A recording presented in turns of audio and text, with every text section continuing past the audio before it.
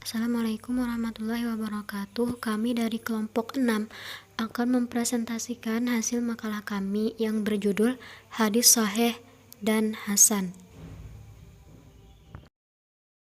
Kriteria hadis sahih menurut ulama hadis. A. Hadis sahih. 1. Pengertian hadis sahih dalam kitab-kitab mustalah al-hadis atau ulumul hadis. Terdapat beberapa definisi tentang hadis sahih, diantaranya adalah menurut Jalal al-Din al-Suyuti dalam kitab Tadrib al-Rawi, hadis sahih adalah hadis yang sanadnya bersambung dan diriwayatkan oleh rawi yang adil dan dabit, yang tidak ada syuhud atau kejanggalan dan tidak ada illah atau kecacatan. Yang kedua, menurut Abu Amru bin Uthman al-Shahruji yang dikenal dengan Ibn al-Salah dalam kitab Muqaddimah, hadis sahih adalah hadis bersanad yang bersambung sanadnya dengan dinukilkan dari rawi yang adil dan dabit, dari rawi yang adil dan dabit sampai pada akhir sanadnya, serta tidak ada syudhud atau kejanggalan, tidak ada kecacatan. Jika dikatakan sahih, artinya hadis tersebut tidak maqtu atau terputus, dan jika dikatakan tidak sahih, maka berarti sanadnya tidak sahih. Hadis sahih ialah hadis yang sanadnya bersambung. Setiap hadis yang rangkaian sanadnya bersambung diriwayatkan oleh perawi yang adil dan dabit dari awal sampai akhir sanad, tidak terdapat di dalamnya syadz dan illah. Dari definisi di atas terdapat 5 kriteria hadis sahih yang harus diperhatikan. Demikian pula ketika ingin mengetahui apakah hadis yang kita baca atau kita dengar sahih atau tidak. 5 kriteria tersebut menjadi panduan utama. Kalau kelima kriteria itu ada dalam hadis, maka hadisnya sahih. Kalau tidak ada salah satunya, berarti hadis dhaif. Sebagaimana dijelaskan Mahmud al-Tahan dalam Taisir Mushalah Hadis, kelima kriteria tersebut adalah: yang pertama, ketersambungan sanad. Berarti masing-masing perawi bertemu antara satu sama lainnya. Salah satu cara yang digunakan untuk membuktikan masing-masing perawi bertemu ialah dengan cara melihat sejarah kehidupan masing-masing perawi, mulai dari biografi guru dan muridnya, tahun lahir dan tahun wafatnya, sampai rekaman perjalanannya. Yang kedua, perawi adil. Setelah mengetahui ketersambungan sanad, langkah berikutnya adalah meneliti satu persatu biografi perawi dan melihat bagaimana komentar ulama hadis terhadap pribadi mereka. Perlu diketahui adalah yang dimaksud di sini berkaitan dengan muru'ah atau nama baik. Perawi yang semasa hidupnya pernah melakukan perbuatan yang melanggar moral dan merusak muru'ah hadis yang diriwayatkannya tidak bisa diterima dan kualitasnya rendah. Yang ketiga, hafalan perawi kuat. Selain mengetahui muru'ah perawi, kualitas hafalannya juga perlu diperhatikan. Kalau hafalannya kuat, kemungkinan besar hadisnya sahih. Tapi kalau tidak kuat, ada kemungkinan hadis tersebut hasan, bahkan dhaif. Yang keempat, tidak ada syadz. Berarti perawi siqoh bertentangan dengan rawi lain yang lebih siqoh darinya. Misalkan ada 2 hadis yang saling bertentangan maknanya. Untuk mencari mana kualitas hadis yang paling kuat, kualitas masing-masing perawi perlu diuji. Meskipun secara umum sama-sama siqoh, dalam hal ini perawi yang paling siqoh dan kuat hafalannya lebih diprioritaskan. Dengan demikian, untuk memastikan kesahihan hadis perlu dikonfirmasi dengan riwayat lainnya, apakah tidak bertentangan dengan hadis lain atau tidak. Yang kelima, tidak ada illah. Illah yang dimaksud di sini adalah sesuatu yang dapat merusak kesahihan hadis, namun tidak terlalu kelihatan. Maksudnya, ada hadis yang dilihat sekilas terkesan sahih dan tidak ditemukan cacatnya. Namun setelah diteliti lebih dalam, ternyata di situ ada sesuatu yang membuat kualitas hadis menjadi lemah. Hal ini dalam mushalah hadis diistilahkan dengan illah. Kriteria hadis hasan hampir sama dengan kriteria hadis sahih. Perbedaannya hanya terletak pada sisi kedabitannya. Hadis sahih, kedabitannya seluruh perawinya harus tam atau sempurna. Sedangkan dalam hadis hasan, kurang sedikit kedabitannya jika dibandingkan dengan hadis sahih. Hadis hasan terbagi menjadi dua macam, yaitu hasan li jatih dan hasan li ghairih. Macam-macam hadis sahih yaitu ada dua macam. Yang pertama hadis sahih li jatih, yang kedua hadis sahih li ghairih. Terus macam-macam hadis hasan ada dua macam, yaitu yang pertama hadis hasan li jatih dan hadis hasan li ghairih. Contoh hadis sahih dan hasan serta kehujjahannya. 1. Contoh hadis sahih. Contohnya adalah hadis tentang ibumu, lalu kemudian ayahmu. Dan contoh lain adalah telah menceritakan kepada kami Abdullah bin Yusuf, ia berkata telah mengkhabarkan kepada kami Malik dari Ibnu Syihab dari Muhammad bin Jubair bin Mut'ami dari ayahnya, ia berkata, aku pernah mendengar Rasulullah Shallallahu Alaihi Wasallam membaca dalam sholat maghrib surah At-Tur. Sedangkan contoh hadis sahih li ghairi adalah sabda Nabi, kalaulah tidak memberatkan atas umatku, pasti akan kuperintahkan kepada mereka bersiwak ketika setiap sholat. Yang kedua, contoh hadis hasan. Sama seperti hadis sahih tadi, hadis hasan juga terbagi menjadi dua, yaitu hasan li dzatih dan hasan li ghairih.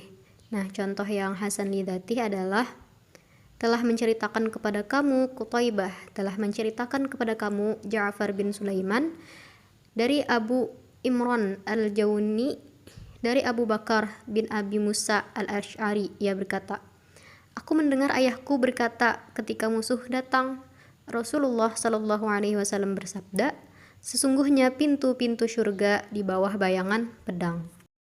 Selanjutnya, contoh hadis hasan li ghairi adalah apa yang diriwayatkan oleh Imam At-Tirmizi dan ia menghasankan hadis dari jalur Syu'bah bin Asim bin Ubaidillah dari Abdillah bin Amir bin Rabi'ah dari ayahnya, sesungguhnya seorang perempuan dari keturunan Pajarah menikah dengan mahar sepasang sandal.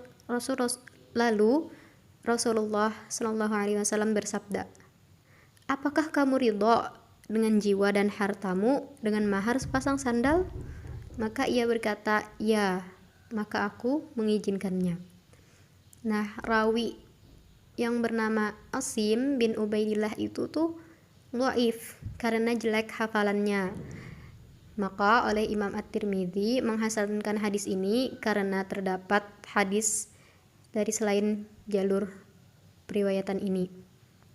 Lalu yang selanjutnya adalah kehujjahan hadis sahih dan hasan.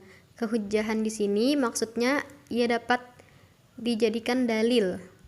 Nah, hadis sahih itu dapat dijadikan dalil apabila telah memenuhi persyaratan hadis sahih yang ada 5, itu sudah disebutkan di atas. Nah, maka kalau sudah memenuhi persyaratan hadis sahih, wajib diamalkan sebagai hujjah atau dalil syara' sesuai ijma' para ulama hadis dan sebagian ulama usul dan fikih yang berkaitan dengan penetapan halal atau haramnya sesuatu. Jadi tidak dalam hal-hal yang berhubungan dengan akidah. Ada beberapa pendapat ulama lagi yang memperkuat kehujjahan hadis sahih ini. Nah, yang pertama itu ada hadis sahih itu memberi faidah qat'i, maksudnya pasti kebenarannya. Nah, ini nih terdapat di dalam kitab Sahihain, kitab Sahih Bukhari dan Sahih Muslim. Lalu yang B-nya adalah ada pendapat Al-Qasimi dalam Al-Qawaid At-Tahdid bahwa wajib menerima hadis sahih sekalipun tidak ada seorang pun yang mengamalkannya.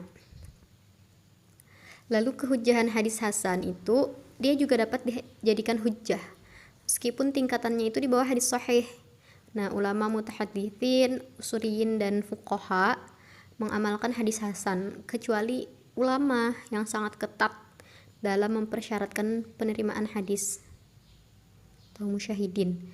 Bahkan sebagian mutahaditsin yang mempermudah dalam persyaratan sahih, mutasahilin, memasukkannya si hadis hasan ini ke dalam hadis sahih seperti Al-Hakim, Ibnu Hibban dan Ibnu Khuzaimah.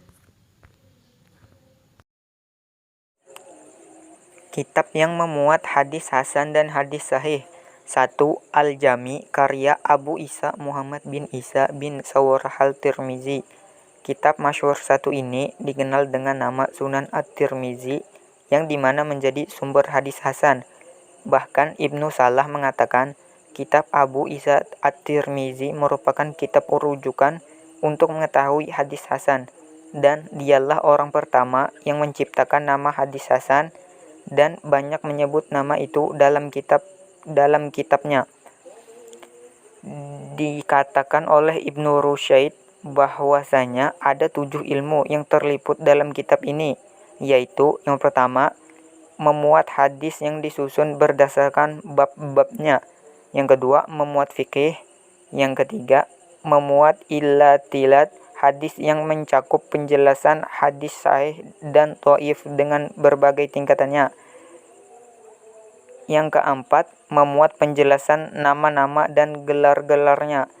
Yang kelima, memuat al-jarh wal ta'dil.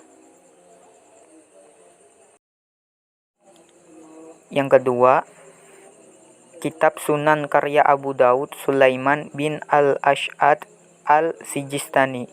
Dalam kitab ini disusun dan disarikan dari 500 hadis yang dimana dalam penyusunannya Abu Daud memprioritaskan penghimpun hadis hukum.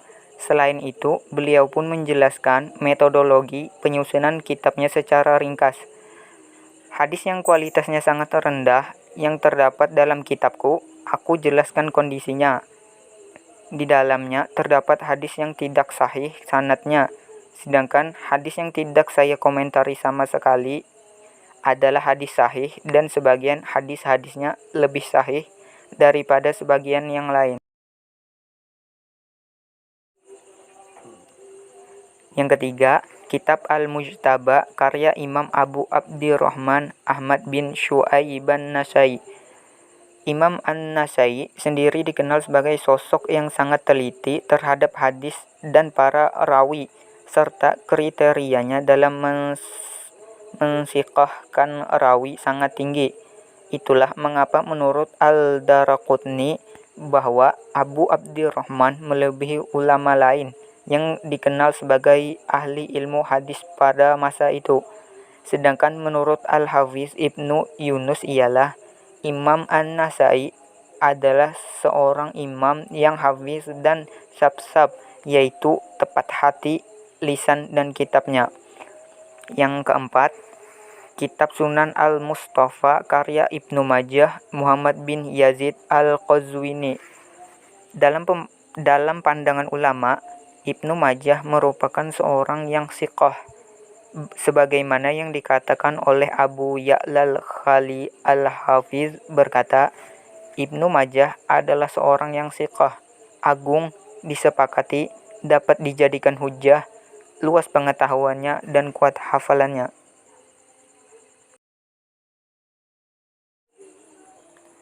Yang kelima, kitab Al-Musnad karya Imam Ahmad bin Hambal. Sesungguhnya Allah memperkuat agama Islam dengan Abu Bakar As-Siddiq pada saat merajalelanya kemurtadan, dan dengan Ahmad bin Hambal pada saat memuncaknya ujian. Yang keenam, kitab Al-Musnad karya Imam Abu Ya'lal Mausili Ahmad bin Ali bin Al-Mutsana. Al-Hafiz Muhammad bin Al-Fadl Tamimi berkata, saya telah membaca beberapa musnad seperti Musnad Al-Adni dan Musnad Ibnu Mani. Semuanya bagaikan sungai, sedangkan Musnad Abu Ya'la adalah bagaikan laut. yang merupakan tempat berkumpulnya sungai-sungai